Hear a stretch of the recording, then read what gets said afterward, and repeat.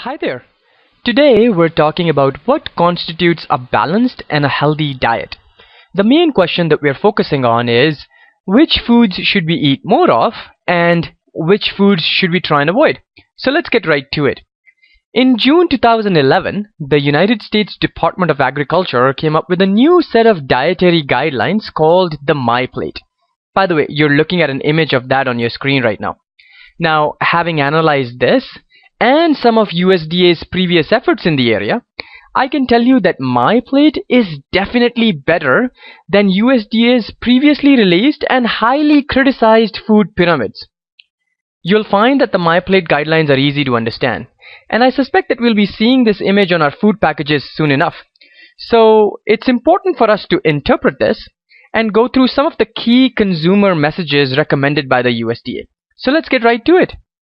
The first recommendation provided by the USDA is that fruits and vegetables make half our plate.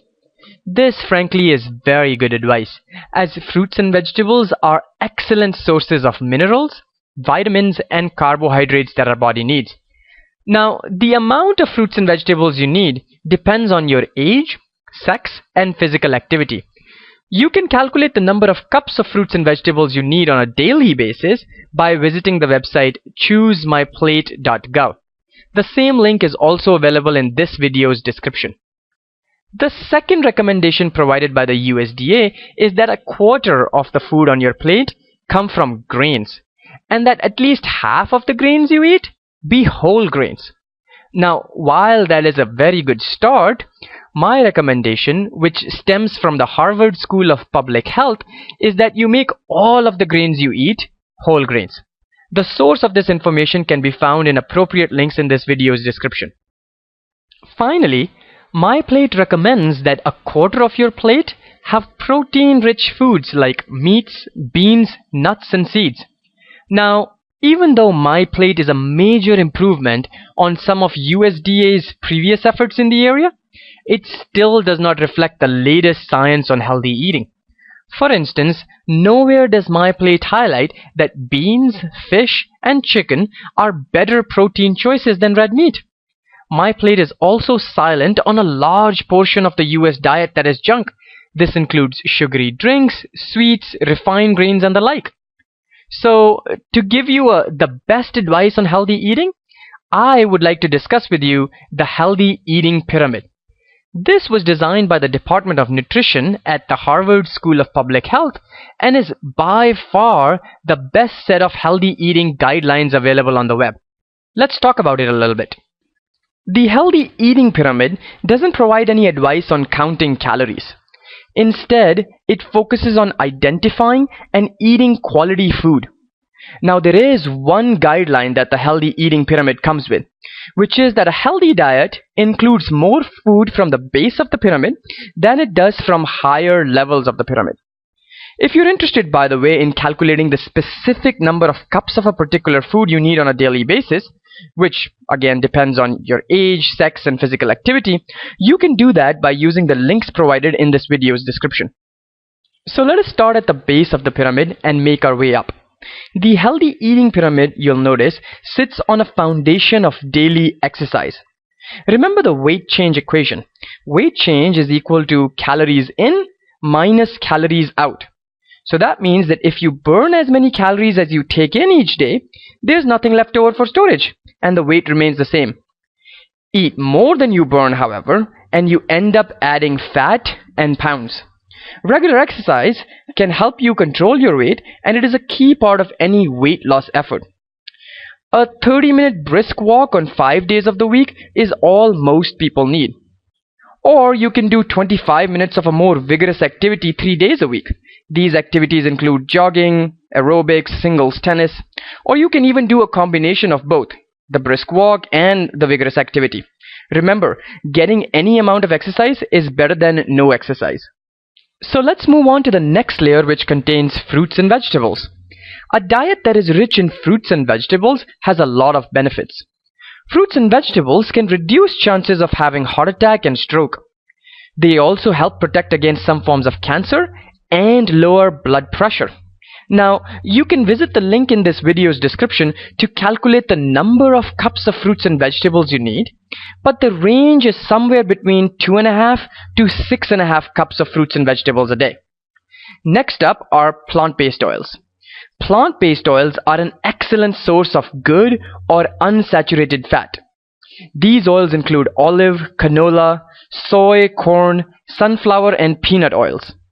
The recommendation is that we use plant-based unsaturated oils for our cooking needs and completely eliminate the use of saturated or hydrogenated oils.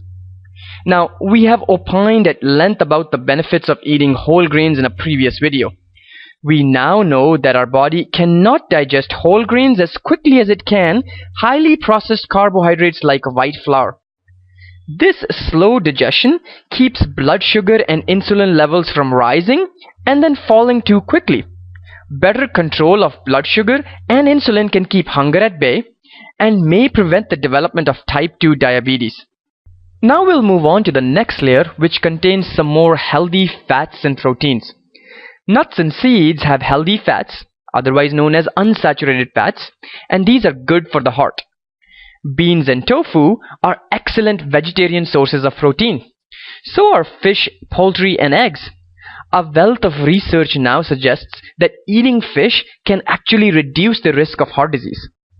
Okay, so the next layer will get us into the higher levels of the pyramid. And remember the guideline. We should eat more food from the base of the pyramid than the higher levels of the pyramid. This layer highlights dairy products. We should keep our consumption of dairy products to a minimum, somewhere around 1 to 2 servings a day. This is because milk products can contain a lot of saturated fats. If you enjoy dairy foods, try to stick mainly with no-fat or low-fat products. Click on the link in this video's description to find out the recommended daily quantities of milk products that are broken out by age groups. At the very top of this pyramid, you will find products that are extremely unhealthy. These we should not consume at all or consume extremely sparingly. Some of these products are red meat and butter, which contain large quantities of saturated fats. Also in this layer are sugary drinks, white rice, white bread, and white pasta. These food products can lead to weight gain, diabetes, and heart disease. The salt shaker is a new addition to this layer and is based on extensive research linking high sodium diets to increased risk of heart attack and stroke. Finally, let's talk a bit about multivitamins. A daily multivitamin, multimineral supplement offers a kind of nutritional backup, especially when it includes some extra vitamin D. Now, remember that no multivitamin can in any way replace healthy eating or make up for unhealthy eating, but it can fill in the nutrient holes that can sometimes affect even the most careful eaters. Now that we've gone through the several layers in the healthy eating pyramid, I recommend that you take a printout of this slide using the link provided in this video's description and hang it to a fridge for handy reference. Okay, so now that we have all this new information courtesy of the healthy eating pyramid, let me ask you the following question, which is, what is the best way to eat healthy?